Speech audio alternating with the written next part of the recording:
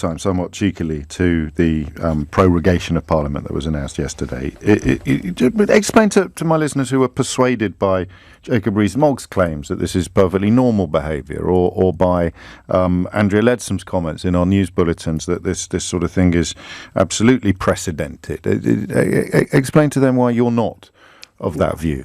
No, listen, what's happened over the last 24 hours is a disgrace, and the context is really important. We have Boris Johnson, Nigel Farage, Jacob Rees-Mogg spreading division and discord around the country to the point where parliamentarians holding the government of the day to account are called saboteurs. Judges are called enemies of the people. The EU is called treacherous, and people like you and me who think the British public should have a final say are accused of betrayal. What has Boris Johnson done?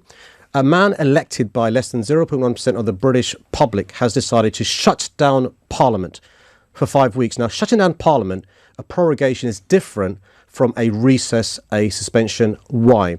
Parliament could have decided, and by the way, these are the people we elect to go to Parliament to represent us, could have decided to cancel the conference recess to debate, discuss, hold to account the government plans to leave the European Union. Parliament, MPs we voted, by the way, after the referendum, could have decided to extend Article 50. Parliament could have decided to amend any deal, if possible, that Boris Johnson brought back from the EU summit on the 17th and 18th of October. Because this Prime Minister is running scared of scrutiny, because he is scared of being held to account, he simply shut down Parliament for 5 weeks, and is a disgrace. And you know the idea. So it's only about 4 days of business more than. No, because what it is he has said to MPs, you have lost the opportunity to, for example, have MPs taking over the parliamentary order paper to decide what's debated, discussed, and amended. But also, you've lost the opportunity to cancel the conference recess, to have more days of debate, but also the opportunities MPs have given to them by statute to have a vote of no confidence is now denied them as well. And it's a deliberate tactic done by a Prime Minister in a democracy to stop MPs having the opportunity to debate and to scrutinise him. And it is an outrage.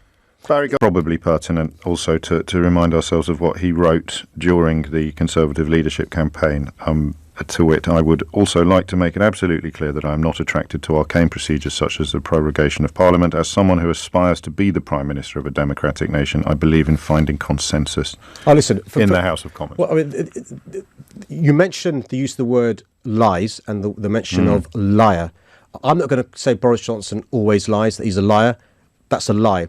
But also, what is breathtaking, and you mentioned hypocrisy, is you have members of his cabinet earning a decent salary, having a ministerial car, having all the baubles that go with being a member of the cabinet, who literally weeks ago were saying how outrageous it would be if any leader prorogued Parliament. And we know who they are. The Chancellor, Sajid Javid, Amber Rudd, Nicky Morgan, Michael Gove, Matt Hancock. There are other ministers. But you know they are saying today, we didn't mean that sort of proroguing, we meant another sort of proroguing. I mean, look.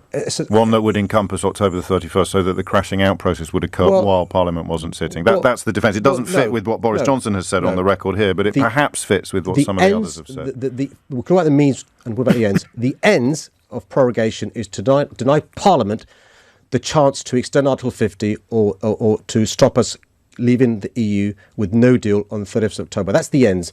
The means can be a variety of ways. So the means that Boris Johnson has devised is prorogation for 5 weeks, which means, yes, of course, Parliament will have some days before the 31st of October, but not enough days to extend Article 50 or to withdraw Article 50 or to amend the deal that Prime Minister Johnson brings back from the EU summit. And it's an outrage. But imagine if another Prime Minister in the future decides to do this. And by the way, those Conservatives, and I've named them, if and when Jeremy Corbyn or somebody else is the Prime Minister, they've got to be very, very careful what they've supported now. It's a slippery slope. And I'll tell you this, the rest of the world who we've supported getting towards democracy, you know, I remember as a human rights lawyer going to Poland and working with the emerging democracies as they left the USSR and the influence of the USSR and become members of the EU. We taught them about the role of democracy. joining a trade union, the importance of human rights, the importance of parliamentary sovereignty, the importance of the checks and balances that go towards separation of powers, the executive, the legislature, really important, the judiciary. What are we doing? They're looking at us now thinking it beggars belief that a country that claims to have within it the mother of all parliaments has a prime minister elected by members of his party, not by the British public, is shutting down parliament. It is an outrage.